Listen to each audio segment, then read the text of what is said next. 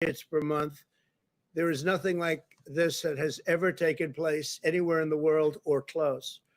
Through our partnership with Puritan Manufacturing in the state of Maine, great state, we've increased production of test swabs from 30 million per month in June to 56 million per month now. As you remember, I went to Maine. I went to the plant where they do this. It was incredible. It was a great experience. And we'll produce over 100 million swabs per month by January. We've dramatically ramped up production of materials needed for a vaccine and are on track to rapidly produce 100 million doses as soon as a vaccine is approved, which could be very, very soon, and 500 million doses shortly thereafter. So we'll have 500 million doses.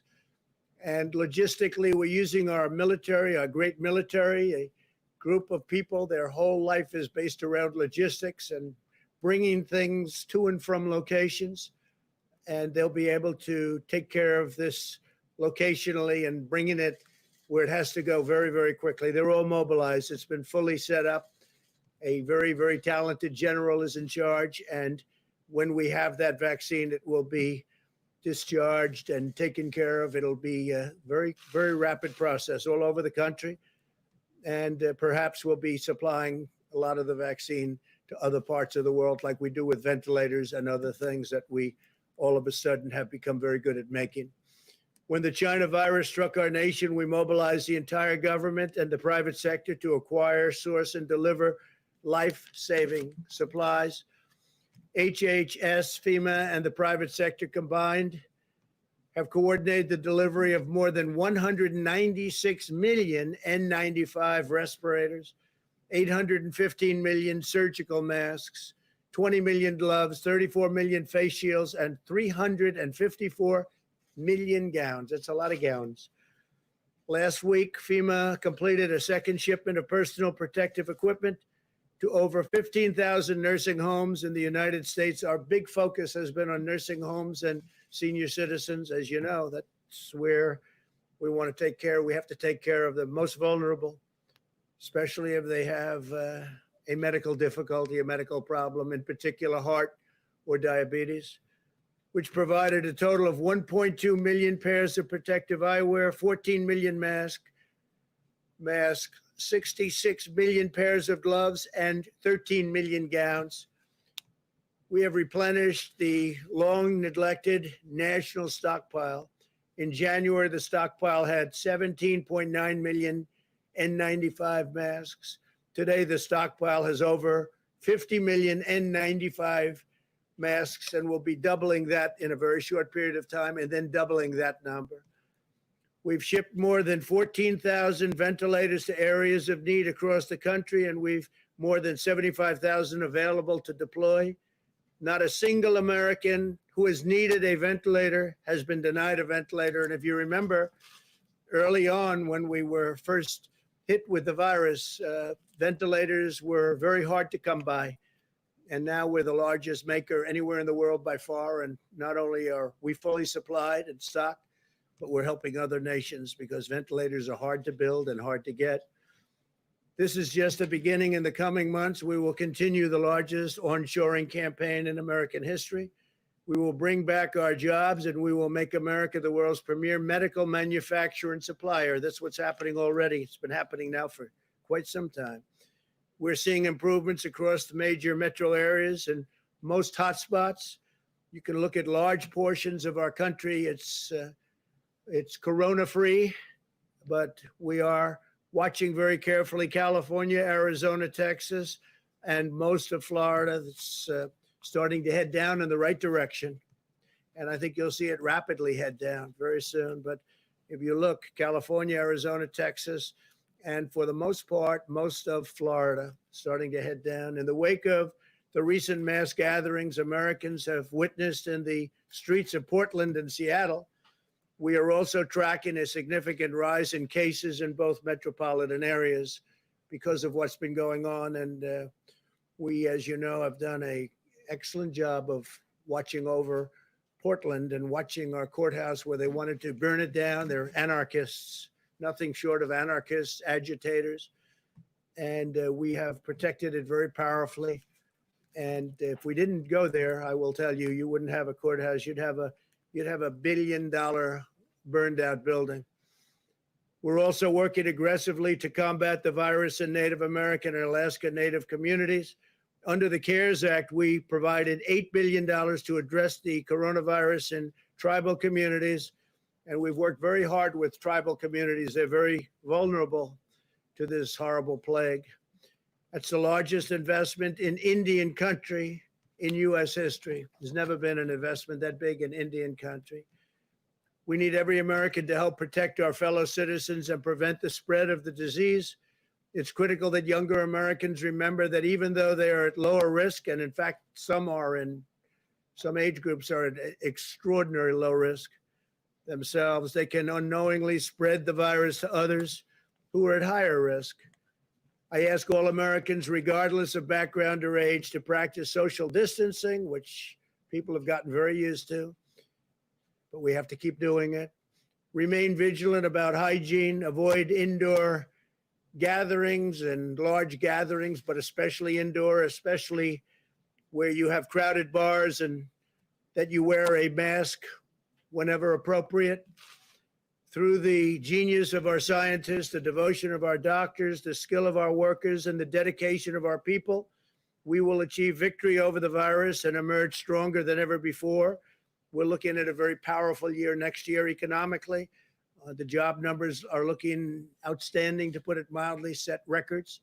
The numbers on retail sales came in 2 weeks ago at the highest number in the history of our country. So we look like we're heading to some very, very good economic times. That means jobs.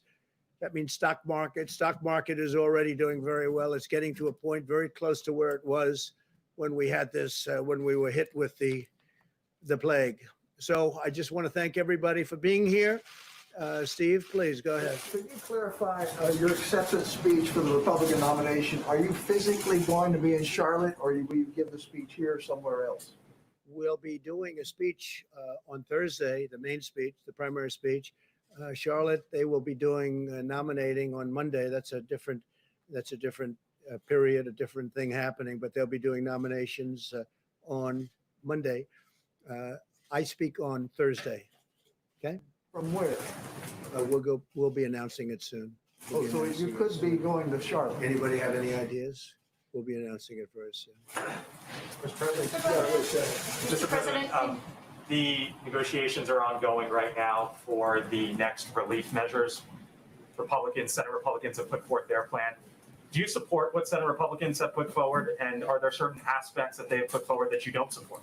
Yeah, there are actually, and we'll be talking about it. There are, also things that I very much support, but we'll be negotiating. It's sort of semi-irrelevant because the Democrats come with their needs and asks, and the Republicans go with theirs.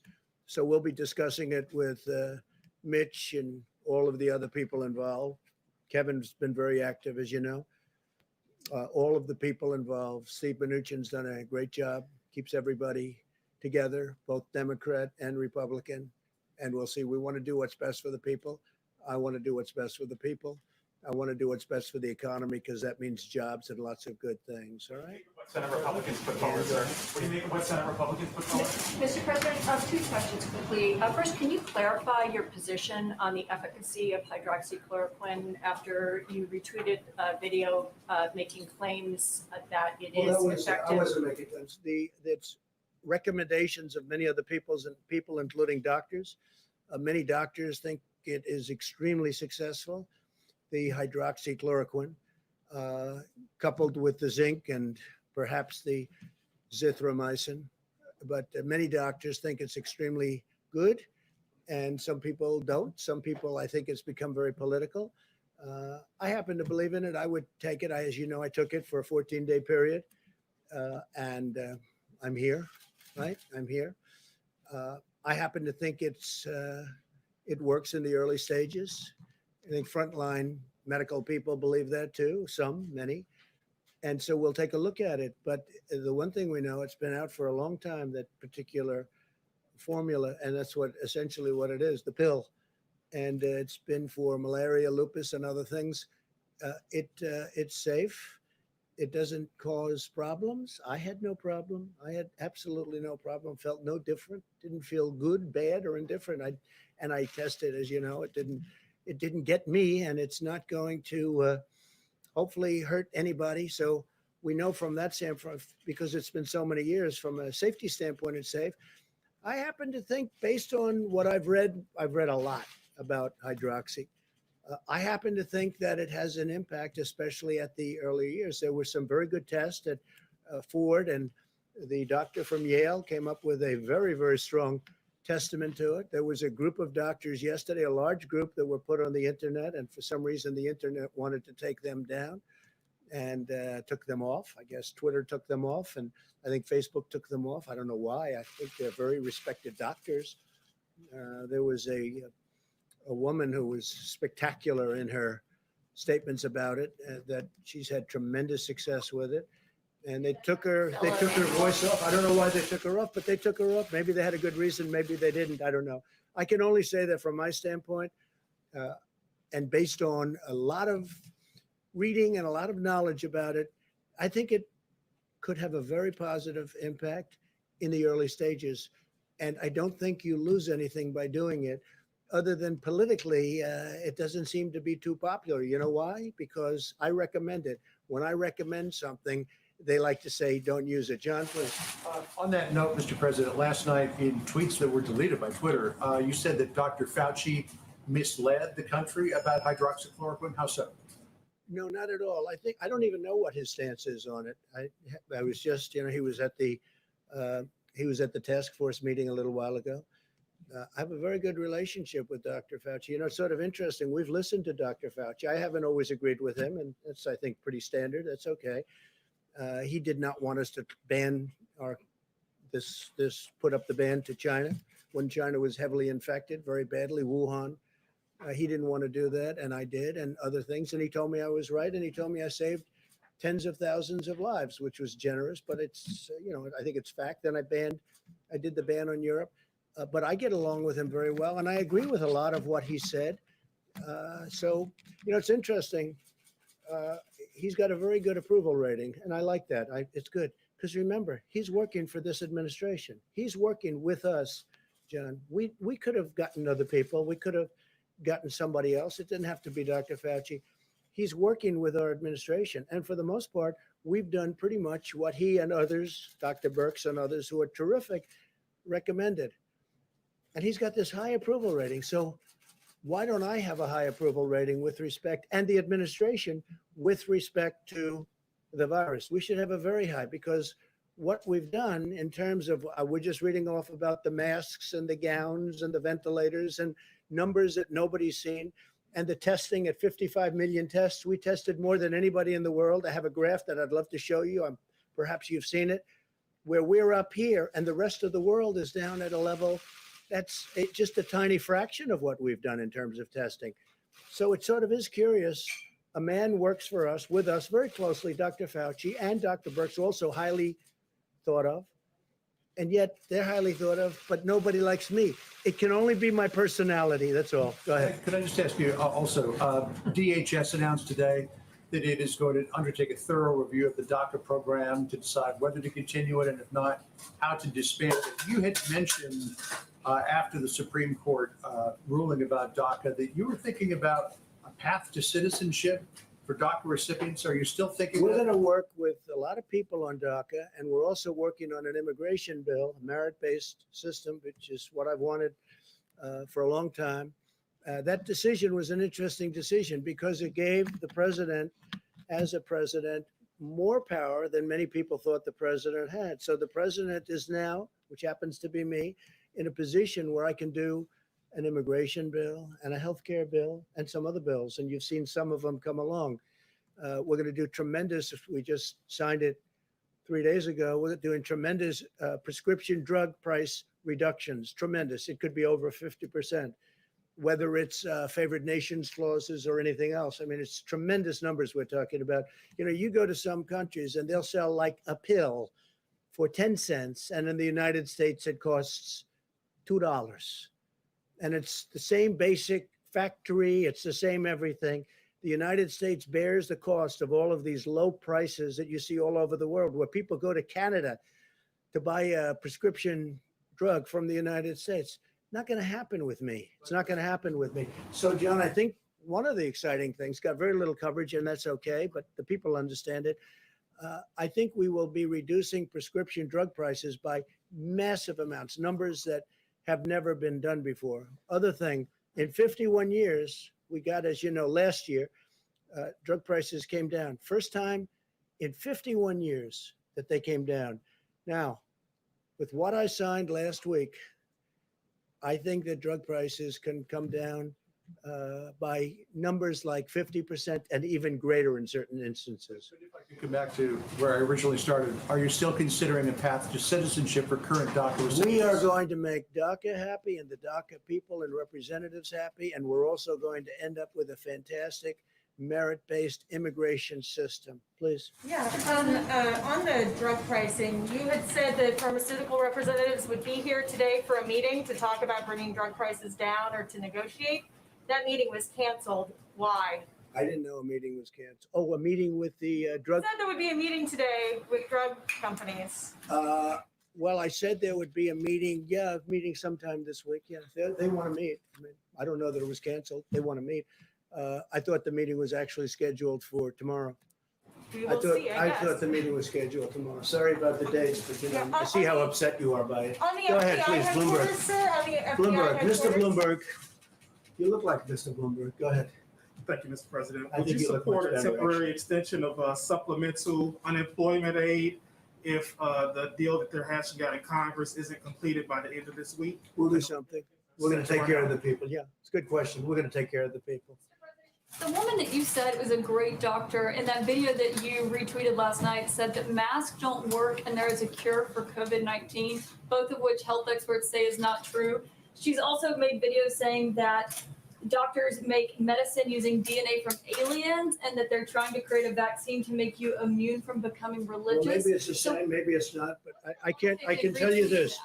She was on air along with many other doctors. They were big fans of hydroxychloroquine. And I thought she was very impressive in the sense that from where she came, I don't know which country she comes from, but she said that she's had tremendous success with hundreds of different patients. And I thought her voice was an important voice, but I know nothing about her. Masks don't work. Yeah, go ahead, Paul. Last week you said Go ahead. masks. Last week, well, real quick. Last Okay, week you said thank you very masks much, would everybody. protect Thank you. On the COVID relief. You said masks do work, Mr. President. So is You that- said your retweets get you in trouble. Don't you think you should vet them?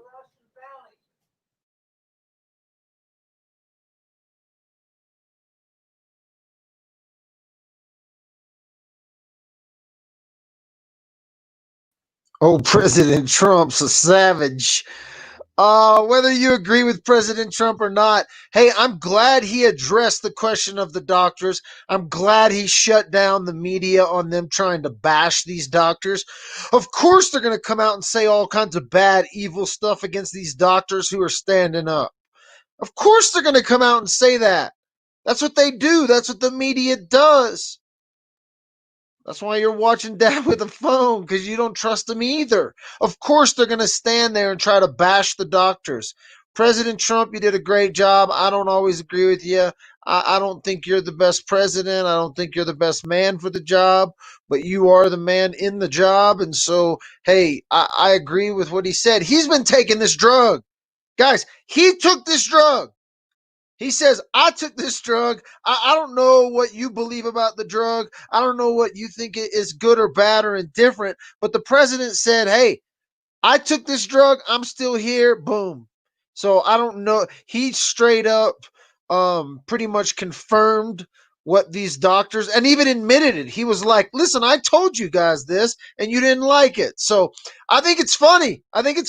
So it's cool that Trump addressed the doctor's speech, whether you like him or don't like him, whether you agree with him. This isn't even like when he's addressing those doctors, what I like is he don't give a shit if they're liberal, if they're Republican, if they're Democrat, if they're libertarians, if they're the Tea. He don't give a shit. He's like, listen, I took the drug. Those are respected doctors. And even when the media tried to tear them down, even because he knows masks don't work, that's why the hell he ain't wearing a mask. He already knows this. He already knows this. If he said mask works, it's because someone told him to say it. But he knows it doesn't work because he ain't wearing a mask. Bunch of idiot media. So anyway, that was, I don't even like watching the political statements, but I had a very strong intuition that he was going to answer questions about these doctors, and so I'm glad I broadcasted it. I'm glad he addressed the doctors. I'm glad he respected those doctors, and I'm glad he said what he said. Maybe the American people will look past their hate for Trump and they'll just say, okay, listen, this dude's taking this medicine not because he doesn't think it's safe, not because he doesn't think it works. He's taking it because he thinks it works. He's the president of the mother effing United States. If he has any ability to get information that they're hiding from us, it's he can do it, right? He is the mother of all freaking sources, right? And he's telling you that this is a safe drug. So continue to tweet your president. Hashtag HCQ works. So whether you like him or not, at least he's speaking out for the people. And people cannot blame the lack and the ability to get this drug on Trump because he's sitting there telling you it's safe. He's sitting there saying, I took it for myself and I respect these doctors. So I like that. Like I said, whether you hate him or love him, if you could look past that and go, he's the president of the mother effing United States, and he's telling you, hey, I'm not worried about this because I've been taking this drug. So, I mean, open your eyes, America. Open your eyes. He ain't wearing a mask. He's backing HCQ, and dad with a phone got a little bit. My respect grew a little bit today for Trump, not because I think he's the best president, the best man for the job. Simply, he addressed that media with very respectful answers. In regards to these doctors, he told the truth about him taking the drug. So you got to give him that. You got to give him that. I love it. I love it. Check me out on all my platforms at the bottom of the screen. We'll talk to you later.